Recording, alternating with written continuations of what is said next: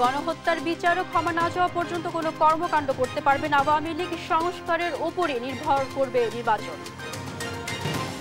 নির্বাচনের জন্য July August যৌক্তিক সময় বলছে বিএনপি। ৩১ দফা বাস্তবায়নের মাধ্যমে নির্যাতনের প্রতিশোধ নেওয়ার আশা। তিতুমির কলেজকে বিশ্ববিদ্যালয় উন্নতি সহ ৭ দফা দাবিতে আমরণ অনশনে ৫ শিক্ষার্থী, জোটবদ্ধ কোনো সিদ্ধান্তে না যাওয়ার ঘোষণা। এবার ৩ পর্বে হচ্ছে বিশ্ব ইজতেমা। টঙ্গীর তুরাগ তীরে চলছে শেষ সময় প্রস্তুতি, পুরো ময়দান ঘিরে কঠোর নিরাপত্তা ব্যবস্থা। সমঝোতার পর বরিশালের ১৬ রুটের বাস ধর্মঘট ১৩ ঘণ্টা পর প্রত্যাহার। চলাচল স্বাভাবিক হওয়ায় স্বস্তিতে দক্ষিণাঞ্চলের যাত্রীরা। ১০ বছরে গায়েব ১০ কোটি। কুষ্টিয়া জেলা পরিষদ কর্মকর্তাদের বিরুদ্ধে নদী দখলে পার্ক নির্মাণের অযৌক্তিক প্রকল্পের অভিযোগ। এবং বিপিএলের দুপুরে রংপুর রাইডার্সের মুখোমুখি হবে খুলনা টাইগার্স। সন্ধ্যায় সিলেট স্ট্রাইকার্স খেলবে চিটাগং কিংসের বিপক্ষে।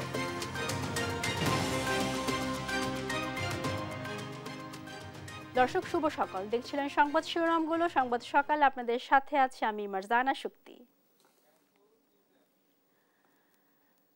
ফুল থেকে হচ্ছে ঔষধি চা। ভেষজ রোজেলার চা তৈরি করছেন নাটোরের কাঁঠালবাড়িয়া গ্রামের কৃষক শহীদুল।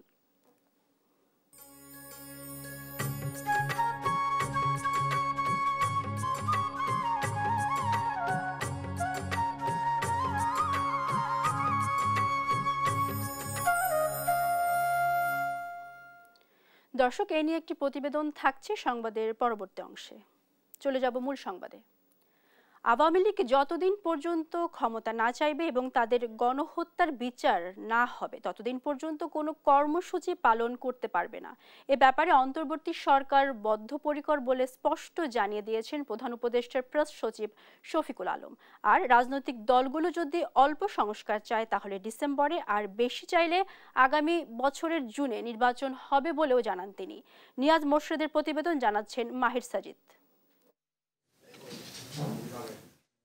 ফরেন সার্ভিস একাডেমিতে নিয়মিত ব্রিফিং করেন প্রধান উপদেষ্টার প্রেস সচিব ও সহকারী প্রেস সচিব।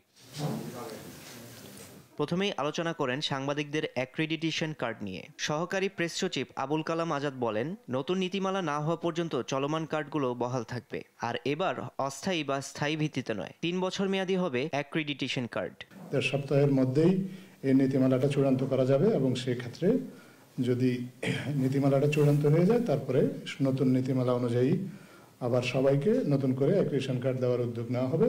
যতক্ষণ পর্যন্ত নতুন অ্যাক্রিডিটেশন কার্ড দেওয়া হচ্ছে না ততক্ষণ পর্যন্ত বিদ্যমান যে অ্যাক্রিডিটেশন কার্ডগুলো আছে সেগুলোর কার্যকারিতা বহাল থাকবে। এ সময় আওয়ামী লীগের দেয়া নতুন কর্মসূচি নিয়ে সাংবাদিকদের এক প্রশ্নের জবাবে প্রেস সচিব বলেন, আওয়ামী লীগ যতদিন পর্যন্ত ক্ষমা না চাইবে আর তাদের গণহত্যার বিচার না হওয়া পর্যন্ত কোনো কর্মসূচি পালন করতে পারবে না। এই ব্যাপারে ইউনূস সরকার বদ্ধপরিকর বলেও সাফ জানিয়ে দেন তিনি।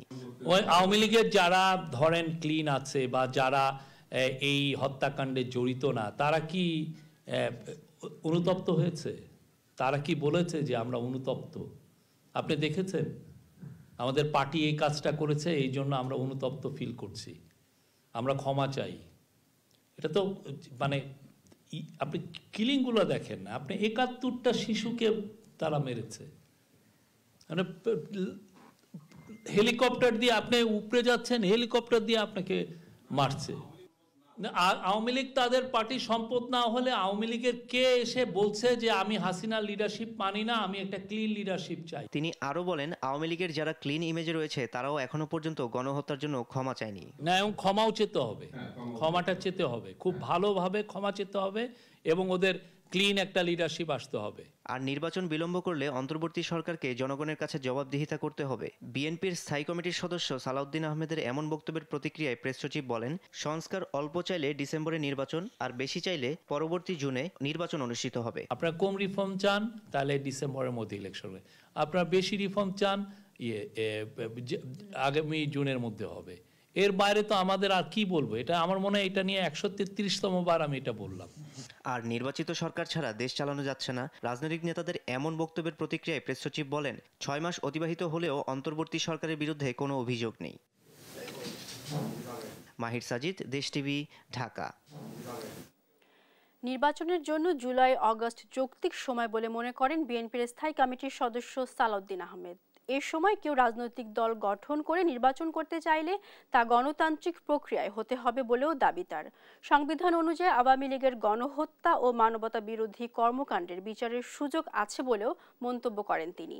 এদিকে নির্বিচারে মানুষ হত্যার পরও শেখ হাসিনার মধ্যে কোনো অনুশোচনা নেই বলে মন্তব্য করেন রুহুল কবির রিজভী। সাইফুল রিপনের প্রতিবেদন। বুধবার জাতীয় প্রেস ক্লাবে জুলাই গণ অভ্যুত্থান, গণমাধ্যম ও সাংবাদিকতা শীর্ষক আলোচনা সভার আয়োজন করে বাংলাদেশ জার্নালিস্ট অ্যাসোসিয়েশন। বক্তারা বলেন, দেশকে কার্যকরভাবে চালাতে হলে নির্বাচিত সরকার জরুরি। গণমাধ্যমকে ফ্যাসিবাদের দোসর মুক্ত করার আহ্বানও জানান তারা।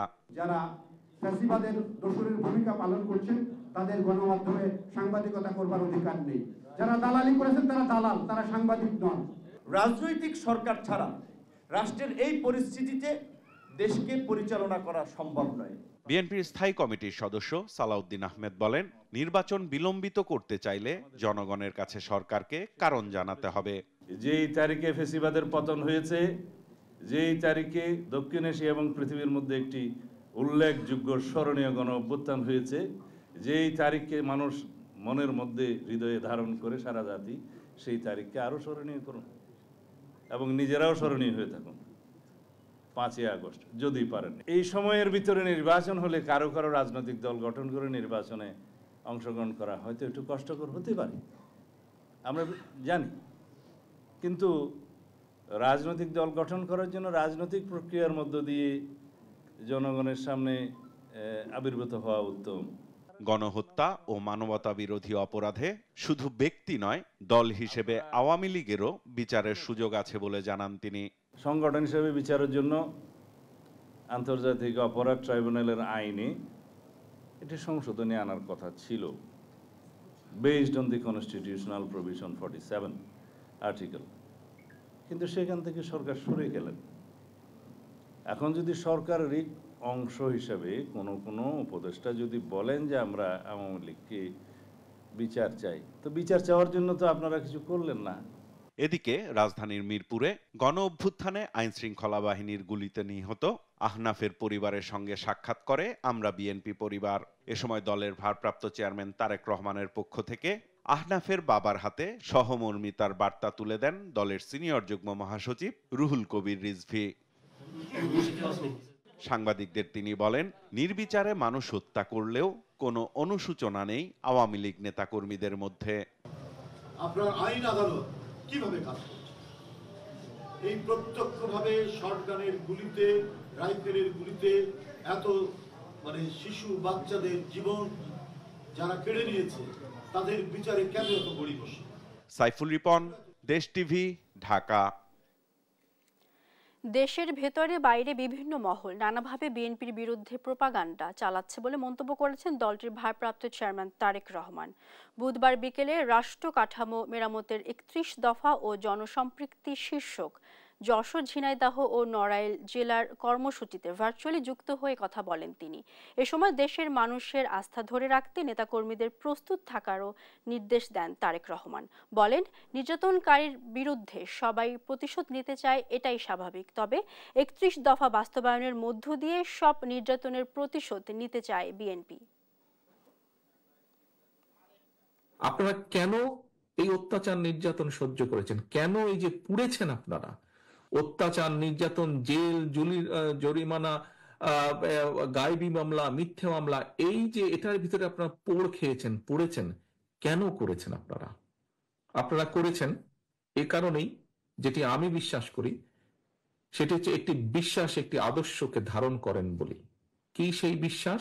সেই বিশ্বাসটি হচ্ছে দেশের মানুষ, দেশের মানুষের গণতান্ত্রিক অধিকার, সর্বোপরি দেশের মানুষের অধিকারকে প্রতিষ্ঠিত করার জন্য। রাজধানীর সরকারি তিতুমির কলেজকে বিশ্ববিদ্যালয়ে ঘোষণা সহ 7 দফা দাবিতে আমরণ অনশনে বসেছেন 5 শিক্ষার্থী। বুধবার বিকেলে কলেজের মূল ফটকের সামনে অনশন শুরু করেন তারা। শিক্ষার্থীরা জানান, 7 কলেজের জন্য একটি আলাদা বিশ্ববিদ্যালয় চান না তারা। তিতুমির কলেজকে স্বতন্ত্র বিশ্ববিদ্যালয় ঘোষণা না করা পর্যন্ত অনশন চালিয়ে যাওয়ার কথা জানান তারা। তারেক মাহমুদ সুজনের প্রতিবেদন। সরকারি তিতুমির কলেজকে বিশ্ববিদ্যালয় করার দাবিতে ২৮ বছর ধরে আন্দোলন করছেন কলেজটির শিক্ষার্থীরা। গেল বছরের ৫ আগস্ট রাজনৈতিক পট পরিবর্তনের পর আবারও বিশ্ববিদ্যালয়ের দাবিতে আন্দোলনে নামেন তারা। এরই ধারাবাহিকতায় দাবি আদায়ে বুধবার আমরণ অনশনে বসেন ৫ শিক্ষার্থী। জানান, স্বতন্ত্র বিশ্ববিদ্যালয় ঘোষণা সহ ৭ দফা দাবি আদায় না হওয়া পর্যন্ত চলবে অনশন।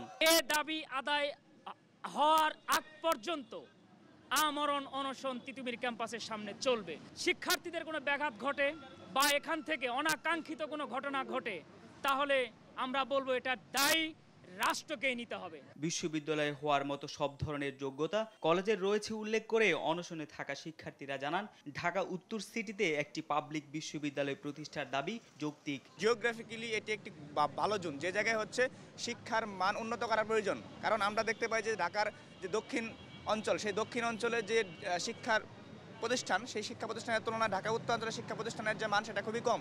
এবং এখানে যে হচ্ছে বিভিন্ন ধরনের প্রাইভেট ইউনিভার্সিটি রয়েছে, সেই প্রাইভেট ইউনিভার্সিটিগুলো যে শিক্ষার একটা বাণিজ্য করতেছে, সেই বাণিজ্যের সিন্ডিকেটটা ভাঙার জন্য হলেও এখানে তিতুমিরকে একটা ইউনিভার্সিটি করা প্রয়োজন। ঢাকা বিশ্ববিদ্যালয়ের অধিভুক্ত হয়ে প্রায় ৮ বছর তিক্ত অভিজ্ঞতার মধ্যে দিয়ে যেতে হয়েছে উল্লেখ করে শিক্ষার্থীরা জানান, নতুন করে জোটবদ্ধ হয়ে কোনো বিশ্ববিদ্যালয়ে অন্তর্ভুক্ত হতে চান না তারা। অতীতে যদি আপনারা দেখেন, এই জোটভুক্ত হয়ে আমাদের সিদ্দিক ভাই তার চোখ দুটি হারিয়েছে। তাছাড়াও আমাদের এই আন্দোলনে অনেক আমাদের শুভাকাঙ্ক্ষী, আমাদের সিনিয়র রক্তপাত ঝরিয়েছে। সে জায়গা থেকে আমরা ওদিকে অগ্রসর হতে চাই। এর আগে তিতুমির কলেজকে বিশ্ববিদ্যালয়ে রূপান্তরের দাবিতে আন্দোলন, অবস্থান সহ নানা কর্মসূচির পর গেল ৭ জানুয়ারি কলেজটির প্রধান ফটকে তিতুমির বিশ্ববিদ্যালয় লেখা ব্যানার টানিয়ে দেয় আন্দোলনকারীরা। এরপর গেল সোমবার মধ্যরাতে বিশ্ববিদ্যালয় ঘোষণার দাবিতে ৪৮ ঘন্টা সময় বেঁধে দিয়েছিলেন শিক্ষার্থীরা। তারেক মাহমুদ সুজন, দেশ টিভি, ঢাকা। শুক্রবার শুরু হচ্ছে ৩ পর্বের বিশ্ব ইজতেমার প্রথম পর্ব। টঙ্গীর তুরাগ তীরে চলছে শেষ সময় প্রস্তুতি। বুধবার ইজতেমা ময়দানে পরিদর্শন করেন পুলিশ মহাপরিদর্শক বাহারুল আলম। জানান, ইজতেমা ঘিরে জোরদার করা হয়েছে নিরাপত্তা ব্যবস্থা। পুরো এলাকা থাকবে পুলিশের নিয়ন্ত্রণে। প্রথম পক্ষ মাঠ বুঝিয়ে দেওয়ার পর দ্বিতীয় পক্ষকে ডাকা হবে। সহকর্মী নজরুল ইসলামের তথ্য ছবিতে আরও জানাচ্ছেন আপন অপু। টঙ্গীর তুরাগ তীরে আগামী শুক্রবার শুরু হচ্ছে বিশ্ব ইজতেমার প্রথম পর্ব। শেষ সময়ে জোর প্রস্তুতি চলছে ময়দান তৈরিতে। তাবলিগ জামাতের অনুসারী, সদস্য, মাদ্রাসা ছাত্র, শিক্ষক ও সাধারণ মুসল্লিরা স্বেচ্ছাশ্রমে কাজ করে যাচ্ছেন। পরিষ্কার পরিচ্ছন্নতার পাশাপাশি বানানো হচ্ছে বাঁশ ও চটের শামিয়ানা। উত্তর পশ্চিমে তৈরি করা হয়েছে বয়ান মঞ্চ, পাশেই রয়েছে থাকার ব্যবস্থা। আমরা আজকে প্রায় 5 দিন ধরে আমরা কাজ করতেছি। আমাদের কামরাগুলো আমরা বানছি, অথবা সব সাফাই আমাদের চলতেছে। কার্যক্রমে প্রায় শেষের পথে, অল্প কিছু বাকি আছে। ইনশাল্লাহ সঠিক সময়ের মেহমান আসার আগেই ইনশাল্লাহ কাজ সম্পূর্ণ হবে ইনশাল্লাহ। আপনার মোটামুটি আলহামদুলিল্লাহ পুরা ময়দানের কাজ শেষ, এখন মেহমানদের অপেক্ষায় আমরা বসে আছি। বুধবার ইজতেমা ময়দান পরিদর্শনে আসেন পুলিশের মহাপরিদর্শক বাহারুল আলম। জানান, ইজতেমা ঘিরে নিরাপত্তা ব্যবস্থা জোরদার করা হয়েছে। পুরো এলাকা থাকবে পুলিশের নিয়ন্ত্রণে। আমরা কিন্তু নিরাপত্তা ব্যবস্থা আগের চাইতে অনেক সুদৃঢ় করেছি। আমাদের পুরো নিরাপত্তা ব্যবস্থাটা will act in one body, সবাই একই সাথে রিঅ্যাক্ট করতে পারবে। আমার মনে হয় যে এই জায়গাগুলোতে আমরা আগের চাইতে অনেক বেশি সতর্ক এবং আগের চাইতে অনেক বেশি আমরা ব্যবস্থা নিয়েছি। দুই পক্ষ একমত হওয়ায় এবারের ইজতেমা সুন্দর হবে বলে আশা রাখেন আইজিপি। বলেন, প্রথম পক্ষের মুসল্লিরা মাঠে বুঝিয়ে দেওয়ার পর ডাকা হবে দ্বিতীয় পক্ষকে। 31 জানুয়ারি ইজতেমার প্রথম পর্ব শুরু হয়ে চলবে 2রা ফেব্রুয়ারি পর্যন্ত। আর 3রা ফেব্রুয়ারি শুরু হয়ে 5ই ফেব্রুয়ারি আখেরি মোনাজাতে শেষ হবে দ্বিতীয় পর্ব। এই 2 পর্ব আয়োজন করছেন শুরায়ে নেজাম অর্থাৎ জুবাইরপন্থীরা। 14ই ফেব্রুয়ারি শুরু হবে মাওলানা সাদ অনুসারীদের পর্ব। 16ই ফেব্রুয়ারি হবে আখেরি মোনাজাত। নিউজ ডেস্ক, দেশ টিভি। আগামীকাল শুরু হচ্ছে বিশ্ব ইজতেমার প্রথম পর্ব। গাজীপুর টঙ্গীর তুরাগ তীরে চলছে প্রস্তুতি। এরই মধ্যে জড়ো হতে শুরু করেছেন ধর্মপ্রাণ মুসলমানরা। এ নিয়ে আরো জানাতে যুক্ত হচ্ছেন সহকর্মী নজরুল ইসলাম। নজরুল, এ পর্যন্ত মুসল্লিদের সমাগম কেমন দেখছেন? সার্বিক পরিস্থিতি আমাদের জানাবেন। আপনি যেমনটা বলছিলেন, আপনি জানেন যে আগামীকাল আহ্বায়নের মধ্য দিয়ে কিন্তু বিশ্ব ইজতেমার প্রথম পর্বের আনুষ্ঠানিকতা শুরু হবে এবং এই উপলক্ষে কিন্তু আপনারা জানেন যে টঙ্গী তুরাগ নদীর তীর কিন্তু এখন আপনার সবগুলো খিত্তায় খিত্তায় কিন্তু সাধারণ যে মুসল্লিরা রয়েছেন তারা কিন্তু অবস্থান করছেন এবং আপনারা জানেন যে বিভিন্নভাবে ট্রাকে এবং বাসে করে দূর দূরান্ত থেকে অর্থাৎ ঢাকা জেলার মানে 41টি জেলার মুসল্লিরা কিন্তু এখানে অবস্থান নিয়েছেন এবং আপনি জানেন যে আজকেও আসতেছেন কিছু মুসল্লি এবং গতকাল রাত থেকে কিন্তু মানে কানায় কানায় পরিপূর্ণ হয়ে গেছে ময়দান এলাকা এবং আপনারা জানেন যে এই ইজতেমাকে ঘিরে কিন্তু নিরাপত্তার চাদরে ঢেকে রাখা হয়েছে সম্পূর্ণ এই ময়দানকে। আপনি জানেন যে সিসিটিভির মাধ্যমে এবং ওয়াচ টাওয়ার এবং নানানভাবে কিন্তু এটাকে আইন শৃঙ্খলা বাহিনী কিন্তু নিয়ন্ত্রণে নিয়েছেন এবং তারা কিন্তু যাতে কোনো নাশকতা না হতে পারে এর জন্যই কিন্তু তারা ব্যাপক প্রস্তুতি রেখেছেন এবং ইজতেমা ময়দানকে ঘিরে এবং তার পাশাপাশি মানে তবলিগ জামাতেরও যে স্বেচ্ছাশ্রম যারা দিচ্ছেন তারাও কিন্তু এখানে নিবিড়ভাবে পর্যবেক্ষণ করছেন এবং আপনারা দেখেছেন যে সিসিটিভির মাধ্যমে কিন্তু বিভিন্নভাবে কিন্তু তারা এই নজরদারি রেখেছেন। তো আমরা কথা বলার চেষ্টা করব যে এখানে যে আয়োজক রয়েছেন অর্থাৎ তবলিগ জামাতের মিডিয়া যে এইটা দেখাশোনা করেন সে হাবিবুল্লাহ, আমরা জিজ্ঞাসা করবো হাবিবুল্লাহ কাছে আপনাদের নিরাপত্তা কি অবস্থা দেখতে পাচ্ছেন আপনি? আলহামদুলিল্লাহ, আমাদের মুরব্বীদের পক্ষ থেকে যে বিষয়টা আসলে জানানো হয় এবং আমরাও যেটা জানি সেটা হলো আমাদের নিরাপত্তার জন্য তো আমাদের আল্লাহ তাআলাই যথেষ্ট। বাকি সুন্নত হিসাবে আমাদের সাথীরা প্রায় 10,000 সাথী বিভিন্ন গেটে এবং বিভিন্ন ময়দানের ভিতর যে রাস্তাগুলো রয়েছে রাস্তার ভিতরে মোড়ে মোড়ে অবস্থান করছে। বাকি আপনি যেটা বলতেছিলেন কিছুক্ষণ পূর্বে, পুলিশের পক্ষ থেকে ওনারা যথেষ্ট আন্তরিকতার সাথে প্রায় 5 স্তর নিরাপত্তা ব্যবস্থা কায়েম করেছে, 16টি ওয়াচ টাওয়ার, 350 সিসি ক্যামেরা এবং বিভিন্ন চেকপোস্ট এবং সিভিল ড্রেস এবং পুলিশের পক্ষ থেকে যেটা জানানো হয়েছে বিভিন্ন খিত্তায় খিত্তা তারা অবস্থান করবে সিভিল ড্রেসে অর্থাৎ পোশাকবিহীন ড্রেসে অবস্থান করবে। ওনাদের পক্ষ থেকে যথেষ্ট নিরাপত্তার ব্যবস্থা ওনারা কায়েম করেছে। আশা করি সকলের প্রচেষ্টায় কেউ কোনো নাশকতার এখানে কোনো সুযোগ পাবে না। আপনি শুনলেন যে উনি যে বললেন যে নিরাপত্তার চাদরে কিন্তু ডেকে রাখা হয়েছে, অর্থাৎ এখানে শান্তিপূর্ণভাবে যে ইজতেমা সফল করার জন্য যা যা ব্যবস্থা নেওয়ার সেটা কিন্তু রাখা হয়েছে। এখানে আমরা দেখতে পেয়েছি যে সিসিটিভির মাধ্যমে কিন্তু প্রতিটি মানুষকে কিন্তু নজরদারির মধ্যে রাখা হয়েছে। এভাবেই কিন্তু গাজীপুরের যে টঙ্গী তুরাগ নদীর পারে কিন্তু বিশ্ব ইজতেমার মানে আপনার 58তম বিশ্ব ইজতেমা কিন্তু সফল করার জন্য যাবতীয় সবকিছু সম্পন্ন করা হয়েছে। এখন কিন্তু আপনার ময়দানে কিন্তু পরিপূর্ণ লোকারণ্য হয়ে গেছে এবং সব খিত্তায় খিত্তায় কিন্তু সাধারণ মুসল্লিরা কিন্তু অবস্থান আমরা দেখতেছি। তো এই ছিল আমার কাছে টঙ্গী ইজতেমা ময়দান থেকে সর্বশেষ। নজরুল, আপনাকে ধন্যবাদ। দর্শক, বিশ্ব ইজতেমার সার্বিক প্রস্তুতি নিয়ে জানাচ্ছিলেন আমাদের সহকর্মী নজরুল ইসলাম। হিমেল হাওয়ায় শীতের প্রকোপ কিছুটা বেড়েছে পঞ্চগড়ে। আজ তাপমাত্রা 14 ডিগ্রি সেলসিয়াস। এ নিয়ে আরো জানাতে সরাসরি যুক্ত হচ্ছেন সহকর্মী রাশিদুজ্জামান বাবু। বাবু, যেহেতু পঞ্চগড়ের শীতের তীব্রতা বেড়েছে, জনজীবনের প্রভাব কেমন পড়ছে আমাদের জানাবেন। শুভ সকাল আপনাকে। আপনি জানেন যে দেশের সর্বোত্তরের জেলা পঞ্চগড়, এখানে কিন্তু আসলে অন্যান্য জেলা থেকে এই জেলায় কিন্তু আসলে শীতের তীব্রতা বরাবরই থাকে কিন্তু বেশি। আজকে সকালে 6টা এবং 9টায় যদি তাপমাত্রার কথা বলি, যে 9.5 ডিগ্রি সেলসিয়াস তাপমাত্রা কিন্তু রেকর্ড করা হয়েছে, যেটি কিন্তু মৃদু শৈত্য প্রবাহ বলা হয়। গতকালকেও কিন্তু আসলে মৃদু শৈত্য প্রবাহ বহমান রয়েছে। আজকে সকালে আসলে আমরা ঘন কুয়াশার চাদরে ঢাকা ছিল কিন্তু পুরো পঞ্চগড় জেলা। বেলা বাড়ার সাথে সাথে কিছুটা কিন্তু আসলে কুয়াশা কেটে গেছে, যেই কারণে কিছু আসলে জনসমাগম, রাস্তায় চলাচল অনেকটা বৃদ্ধি পেয়েছে। আপনাকে যদি আমি বলে থাকি যে পঞ্চগড়ের অধিকাংশ মানুষ কিন্তু কৃষি কাজের উপর নির্ভরশীল, তারা শ্রম বিক্রি করে আসলে জীবিকা নির্বাহ করে, যেই কারণে ভোর হলেই কিন্তু তারা কাজের সন্ধানে ছুটে যায়। কিন্তু ঘন কুয়াশা এবং কনকনে ঠান্ডার কারণে কিন্তু আসলে তারা সঠিক সময় কাজে যেতে পারছে না বা বের হতে পারছে না। এই কারণে তাদের যে দৈনন্দিন যে আয় সেটি অনেকাংশে কমে গেছে। এখন পর্যন্ত কিন্তু আসলে সূর্যের মুখ দেখা যায়নি, লোক সমাগম তেমন আসলে বের হয়নি। জরুরি প্রয়োজন ছাড়া কিন্তু আসলে সকালবেলা অনেকেই কিন্তু আসলে বের হচ্ছেন না। এরকম আমরা হাসপাতাল এবং ক্লিনিকগুলো খবর নিয়েছি, যেগুলো আসলে শীতজনিত যে রোগ সেই রোগীর সংখ্যা কিন্তু আসলে বৃদ্ধি পেয়েছে। হিমালয় খুব কাছাকাছি থাকার কারণে হিমালয়ের যে হিম বাতাস, সেই হিম বাতাস কিন্তু প্রতিদিন এই পঞ্চগড় জেলার উপর দিয়ে প্রবাহিত হয়, যেই কারণে কিন্তু শীতের তীব্রতা অনেকটা কিন্তু বৃদ্ধি পায়। যে সাধারণত আপনাকে যদি আমি বলে থাকি যে পঞ্চগড়ে মৌসুমিক সর্বনিম্ন যে তাপমাত্রা দেশের মধ্যে, সেটি কিন্তু পঞ্চগড়ে রেকর্ড করা হয়েছে। আবহাওয়া অফিস বলছে যে আসলে যতই সময় যাবে, অর্থাৎ পুরো মাস জুড়ে কিন্তু আসলে এই শীতের তীব্রতা থাকবে বলে এমনটি জানিয়েছে। এই ছিল পঞ্চগড় থেকে আমার কাছে শীত নিয়ে সর্বশেষ সংবাদ। মার্জানা। বাবু, আপনাকে ধন্যবাদ। দর্শক, পঞ্চগড়ের শীত পরিস্থিতি নিয়ে জানাচ্ছিলেন আমাদের সহকর্মী রাশিদুজ্জামান বাবু। প্রায় 13.5 ঘন্টা বন্ধ থাকার পর বরিশাল রূপাতলী টার্মিনাল থেকে 16টি রুটে বাস চলাচল শুরু হয়েছে। জেলা প্রশাসক কার্যালয়ে শিক্ষার্থী, শ্রমিক, মালিক ও প্রশাসনের বৈঠকে সমঝোতা শেষে ধর্মঘট প্রত্যাহার করা হয়। এতে ভোগান্তি থেকে মুক্তি পেয়েছেন যাত্রীরা।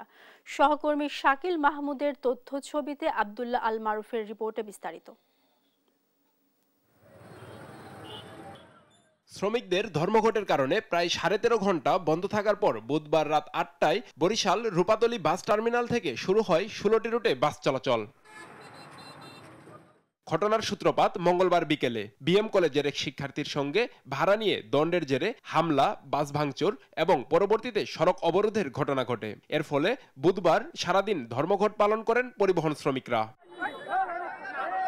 বাস চলাচল বন্ধ থাকায় ভোগান্তিতে পড়েন যাত্রীরা। অনেক দুর্ভোগে পড়েছি, আমরা যেতে পারছি না। আমরা পিরিজপুরে যাব, কোনো ধরনের গাড়ি পাচ্ছি না, এখন দাঁড়িয়ে আছি। এখন গাড়ি বন্ধের কারণে আমরা বাড়িতে যেতে পারতেছি না। এটা অবশ্যই যাত্রীদের জন্য দুর্ভোগ একটি। বিষয়টি সমাধানে সন্ধ্যা 6:30টার দিকে জেলা প্রশাসন কার্যালয়ে শ্রমিক, মালিক, ছাত্র ও প্রশাসনের মধ্যে বৈঠক শুরু হয়। ঘণ্টাব্যাপী আলোচনা শেষে রাত থেকেই বাস চলাচলের সিদ্ধান্ত নেওয়া হয়। এই আশ্বস্তের কারণেই আমরা আজকে ধর্মঘট উত্তোলন করেছি, ধর্মঘট উদ্যোগ করেছি। এখন থেকে আমাদের গাড়ি আজকে থেকে চলবে ইনশাল্লাহ। এখন থেকে এই মুহূর্ত থেকে গাড়ি রূপাতলী থেকে চলাচল শুরু করেছে। দুই পক্ষের কিছু দাবি দেওয়া ছিল, বিশেষ করে ভাড়া সংক্রান্ত এবং আচরণগত কিছু বিষয় ছিল। এগুলো আমরা অ্যাড্রেস করছি এবং তাদেরকে আশ্বস্ত করেছি যে ভবিষ্যতে আমাদের এই ধরনের কোনো সমস্যা হবে না। বাস চলাচল শুরু হয় স্বস্তিতে যাত্রীরা। বাস ছাড়ছে খুব ভালো হইতেছে, ভাড়া কম, আমাদের খুবই সাশ্রয় হবে। অনেকটা প্রশান্তি পেলাম, বাসটা চলতেছে, খুব ভালো লাগতেছে। বরিশাল রূপাতলী বাস টার্মিনাল থেকে পিরোজপুর, মঠবাড়িয়া, পাথরঘাটা, ভান্ডারিয়া, ঝালকাঠি, নলছিটি, বেতাগী, বরগুনা, লেবুখালী, বাউফল, দশমিনা, পটুয়াখালী, আমতলী, কুয়াকাটা ও ভোলা রুটে বাস চলাচল করে। নিউজ ডেস্ক, দেশ টিভি। মালিক ও শ্রমিক ঐক্য পরিষদের ডাকা বরিশালের 16 রুটের অনির্দিষ্টকালের ধর্মঘট 13 ঘন্টা পর প্রত্যাহার হয়েছে। এ নিয়ে বিস্তারিত জানাতে সরাসরি যুক্ত হচ্ছেন সহকর্মী শাকিল মাহমুদ। শাকিল, বাস চলাচল কি স্বাভাবিকভাবে শুরু হয়েছে কিনা, আর এ নিয়ে চালক এবং যাত্রীরা কি বলছেন আমাদের জানাবেন। দেখুন, এই মুহূর্তে আমি আছি বরিশাল রূপাতলী বাস টার্মিনালে এবং গতকালকের থেকে আজকের চিত্রটা কিন্তু ভিন্ন, কারণ প্রতিটি কাউন্টারেই আপনারা দেখছেন যে তাদের কিন্তু কাউন্টারগুলোতে কর্মব্যস্ততা শুরু হয়েছে। যাত্রীরা আসছে, পাশাপাশি শ্রমিকরাও কিন্তু কর্মব্যস্ত সময় পার করছে, কারণ গতকাল রাতে আসলে 13.5 ঘন্টার কর্মবিরতি শেষে কিন্তু সেই শ্রমিকদের যে ধর্মঘট সেটি কিন্তু প্রশাসনের আশ্বাসে প্রত্যাহার করা হয়। এরপর থেকেই কিন্তু রাতেই আসলে এই বাস টার্মিনাল থেকে কয়েকটি রুটের বাস আসলে চলাচল শুরু করে। তবে সকাল থেকে কিন্তু আমরা দেখছি যে এই টার্মিনালের যে 16টি রুটে যে বাস চলাচল করে সেই প্রতিটি রুটেই কিন্তু বাস চলাচল শুরু হয়েছে। আমরা কথা বলেছিলাম যাত্রীদের সাথে, যাত্রীরা যেটা আমাদেরকে জানিয়েছে যে গতকাল তারা আসলে অনেকটাই ভোগান্তির মধ্যে পড়েছে। আমরা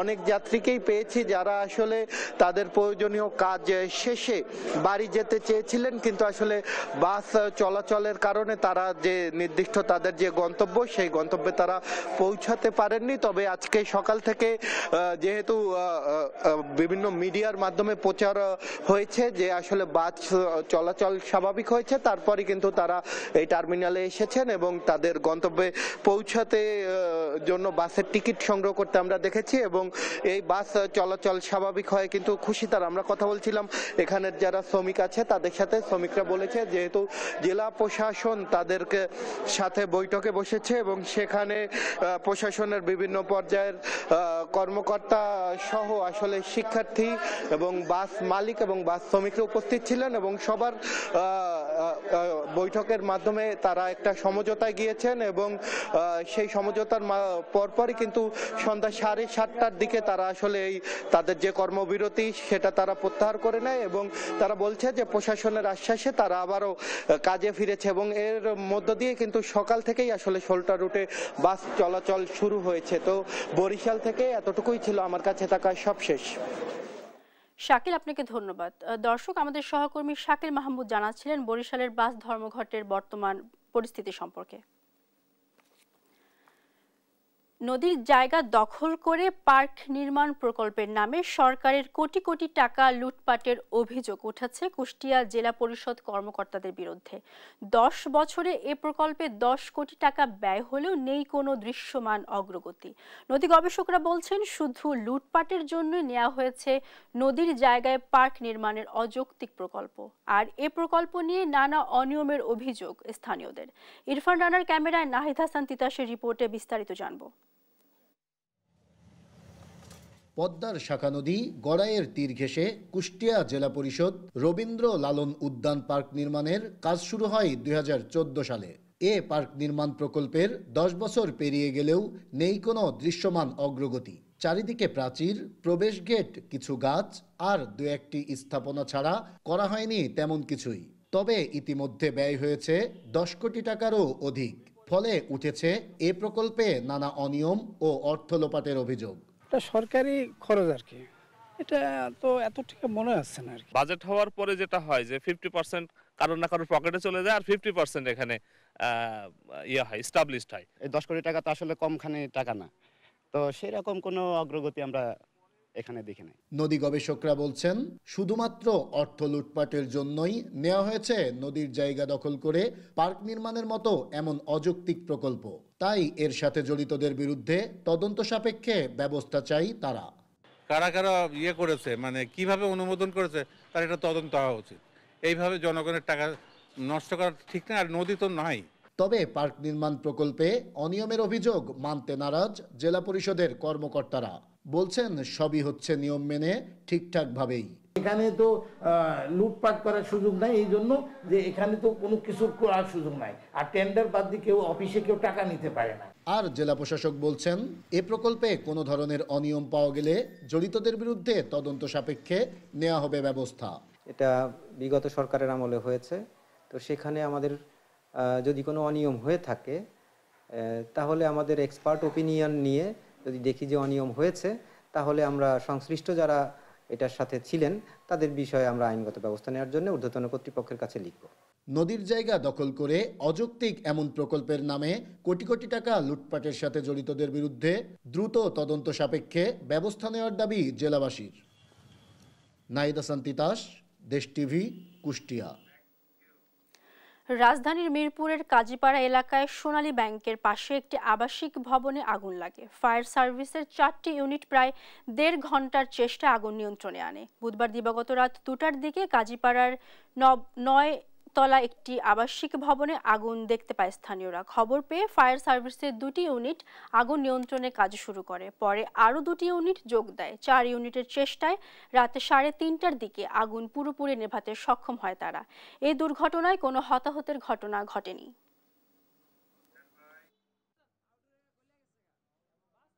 আগুনটার সূত্রপাতটা মূলত দোতলার থেকে, তো দোতলায় মনে হয় এক সাইড দিয়ে আছে ব্যাংক, তার পিছনে আছে মাঠ ফুড না ফুড পান্ডা কি জানি আমি জানি না, তো এই থেকেই শুরু আর কি আগুনটা। যারা এই পারমিশনগুলো বিল্ডিং করার জন্য দেয়, এত বড় বড় বিল্ডিং, তারা জানি এটা নিশ্চিত করে দেয় যে এদের সমস্ত কিছুই যে প্রতিরক্ষা যে ব্যবস্থাটা এইটা ইনশিওর করে কর্তৃপক্ষ জানি বড় বড় বিল্ডিং করার অনুমতি দেয়। 1 কেজি ফুলের দাম 5,000 টাকা। এই ঔষধি গুণ সমৃদ্ধ ফুল এখন বাণিজ্যিকভাবে চাষ হচ্ছে নাটোরে। ফুল থেকে ভেষজ রোজেলাটি তৈরি করছেন শহীদুল ইসলাম নামের এক কৃষক।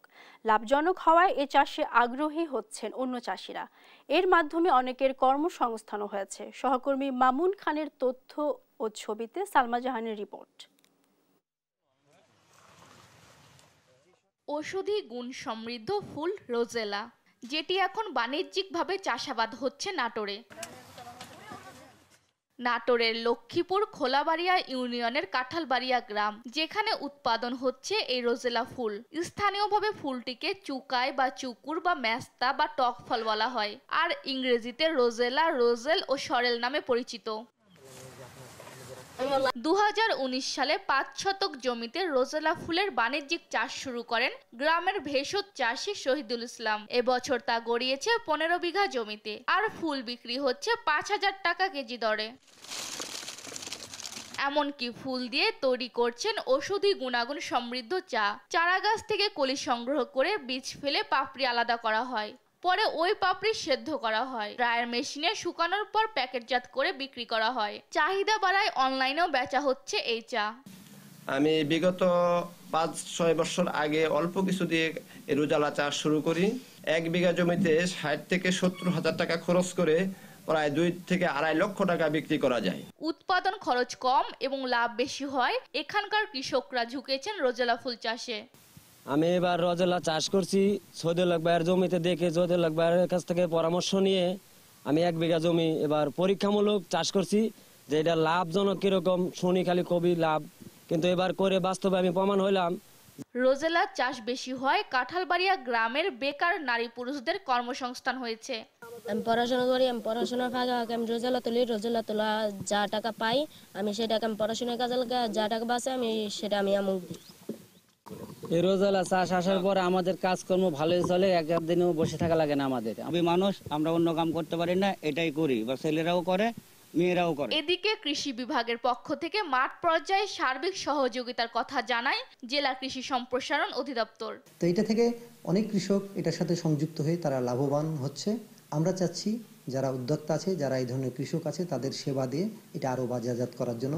বাজারজাতকরণে সরকারি সহায়তা পেলে বাণিজ্যিকভাবে রোজেলা চাষ আরো জনপ্রিয় হবে, এমনটাই প্রত্যাশা উদ্যোক্তাদের। নিউজ ডেস্ক, দেশ টিভি। দেখছেন সংবাদ সকাল।